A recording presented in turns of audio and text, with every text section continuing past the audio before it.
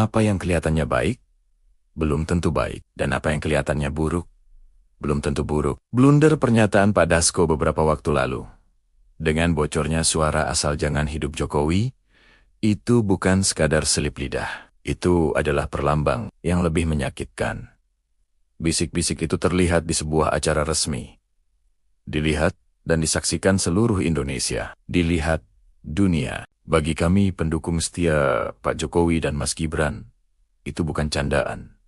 Itu adalah tamparan. Di episode ini kita bicara jujur. Tentang kode alam yang mulai terkuak. Tentang kecurigaan yang pelan-pelan jadi nyata. Dan tentang kenapa mulai sekarang kita harus bersiap.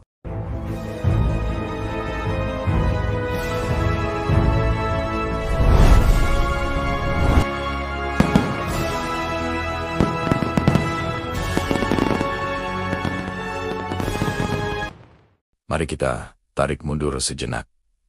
Ingat dulu, siapa yang dulu bolak-balik membujuk agar Mas Gibran mau jadi wakil Pak Prabowo? Anak siapa yang dibujuk itu?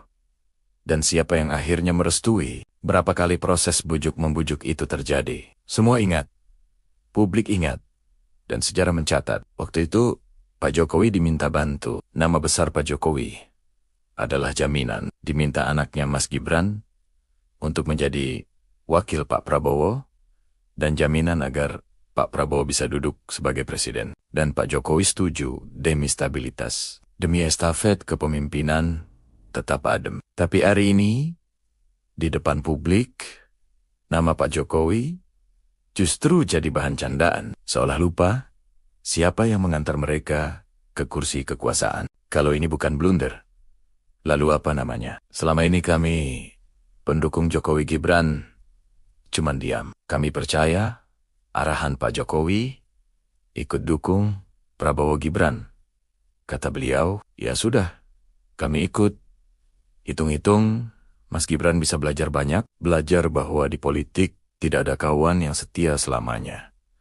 Dan tidak ada musuh yang abadi. Tapi, kecurigaan itu sudah muncul sejak tahun pertama. Live TikTok, pendukung diehard Pak Prabowo mulai menertawakan Mas Gibran. Postingan mereka meremehkan, menghina, bahkan mencerca Pak Jokowi. Seolah lupa, Pak Prabowo jadi presiden karena peran besar Pak Jokowi.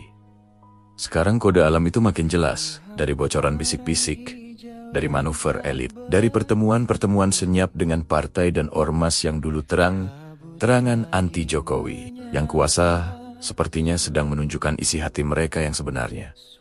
Mereka tidak suka Mas Gibran, mereka tidak suka Pak Jokowi. Mereka hanya butuh nama besarnya di 2024. Setelah berkuasa, perlahan mau dilepas. Politik itu kejam. Kami paham, tapi ada batasnya. Ada etikanya, ada harga dirinya. Kami tidak percaya Pak Prabowo akan lupa jasa. Beliau orang yang tahu balas budi. Itu kami yakin. Yang tidak kami percaya adalah orang-orang di kiri kanan beliau, para pembisik, mereka yang kasak kusuk di belakang, yang membisiki pendukung garis keras Prabowo untuk tinggalkan Mas Gibran, mereka yang maunya Pak Prabowo jalan sendiri, tanpa Jokowi, tanpa Gibran. Mungkin mereka takut eksistensi Pak Jokowi masih terlalu kuat. Takut kalau sejarah 2014 dan 2019 terulang. Siapapun yang didukung Jokowi menang. Dan mereka takut jalan itu akan terulang lewat Mas Gibran. Padahal awalnya ini semua adalah bentuk kerjasama. Prabowo dan Jokowi menunjukkan ke dunia politik Indonesia bisa adem, bisa saling rangkul. Tapi kalau satu pihak mulai main belakang, ya kami juga tidak bisa diam. Ini adalah kode alam. Ini sinyal dari langit untuk kita, pendukung Jokowi Gibran, dari Sabang sampai Merauke, sampai yang di luar negeri. Saatnya bersiap, saatnya untuk solid kembali. Kita alihkan fokus kita, bukan lagi sibuk membela orang-orang yang diam-diam tidak suka Pak Jokowi. Fokus kita satu, kawal Mas Gibran, jaga Pak Jokowi. Kalau mereka pikir pendukung Jokowi bisa diremehkan, kita tunjukkan faktanya. Kita banyak, kita loyal, dan kita tidak lupa Perjuangan ini bukan soal kalah atau menang pilpres. Itu sudah lewat. Perjuangan ini soal harga diri, soal tidak mau dikhianati setelah berjasa. Kami ulangi, kami percaya Pak Prabowo, beliau negarawan, beliau tidak akan melupakan orang yang pernah membantunya. Tapi kami juga realistis. Kekuasaan itu ramai, banyak bisikan, banyak kepentingan, dan bisikan-bisikan itulah yang sekarang pelan-pelan mau memisahkan Prabowo dari Jokowi, mau memisahkan Prabowo dari Gibran.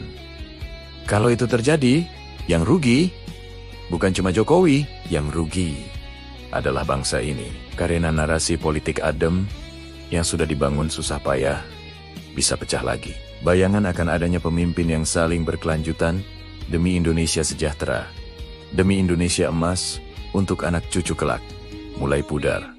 Makanya kami bersuara, bukan untuk melawan Pak Prabowo, tapi untuk mengingatkan, jangan sampai sejarah mencatat kalian naik karena Jokowi, lalu lupa saat sudah di atas. Jadi jelas ya, blunder itu bukan candaan.